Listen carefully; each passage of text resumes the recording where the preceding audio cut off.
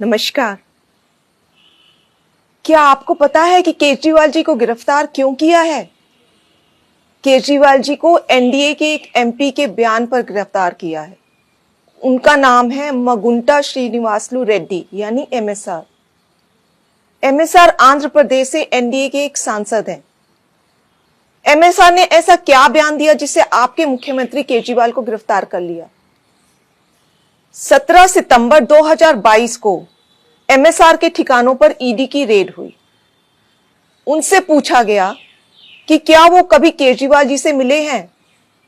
उन्होंने कहा, हां, मैं 16 मार्च 2021 को केजरीवाल जी से दिल्ली सचिवालय में उनके दफ्तर में मिला था। मैं दिल्ली में एक फैमिली चैरिटेबल ट्रस्ट खोलना चाहता था। उसके लिए दिल्ली के सीएम से जमीन के बारे में बात करने गया था। केजरीवाल जी ने कहा, लैंड एलजी के पास है, एप्लीकेशन दे दो, हम देखते हैं, और कहकर चले गए।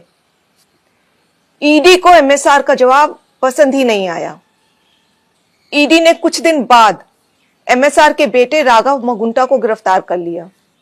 फिर से एमएसआर के और बयान लिए गए, मगर वो अपना पहले वाला बयान ही दोहराते रहे क्योंकि वही सच था, और उनके बेटे राघव रेड्डी की बेल खारिज होती रही। इस दौरान सदमे से राघव की पत्नी यानी एमएसआर की पुत्रवधू ने आत्महत्या करने की कोशिश की और उनकी बूढ़ी मां बहुत बीमार हो गई। इन सब को देखते हुए बेटे के लिए बाप भी टूट गया। 17 जुलाई 2023 को पिता एमएसआर ने ईडी में अपना बयान बदल दिया। उन्होंने अब कहा, 16 मार्च 2021 को मैं केजरीवाल जी से मिलने गया था। मुश्किल से 4-5 मिनट मुलाकात हुई। वहीं 10-12 लोग बैठे थे। मेरे कमरे में घुसते ही केजरीवाल जी ने मुझसे कहा कि दिल्ली में आप शराब का काम शुरू करो, बदले में आम आदमी पार्टी को 100 करोड़ रुपए दे दीजिए। केजरीवाल जी से ये मेरी पहली और आखिरी मुलाकात थी। इस बयान के बाद अगले ही दिन एमएसआर के बेटे राघव रेड्डी को ईडी ने बेल दिलवा दी। जाहिर है कि एमएसआर का यह बयान झूठा है। वे खुद कह रहे हैं कि यह उनकी केजरीवाल जी से पहली और आखिरी मुलाकात थी। 10-12 लोग वहां बैठे थे।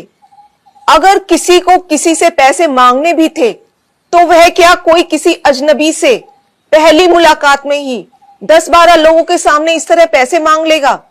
जाहिर है कि एमएसआर के बेटे और परिवार को 5 महीने बुरी तरह प्रताड़ित किया गया।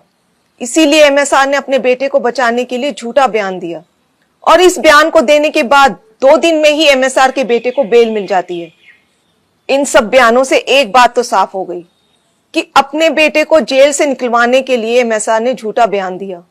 कोर्ट ने भी केजरीवाल जी को बेल देते हुए यही माना कि ईडी ने बेल का लॉलीपॉप देकर बयान लिया बिना किसी सबूत के। आपके बेटे केजरीवाल जी को एक गहरे राजनीतिक षड्यंत्र का शिकार बनाया गया है। वो एक सामान्य पढ़े लिखे देशभक्त और कट्टर ईमानदार व्यक्ति हैं।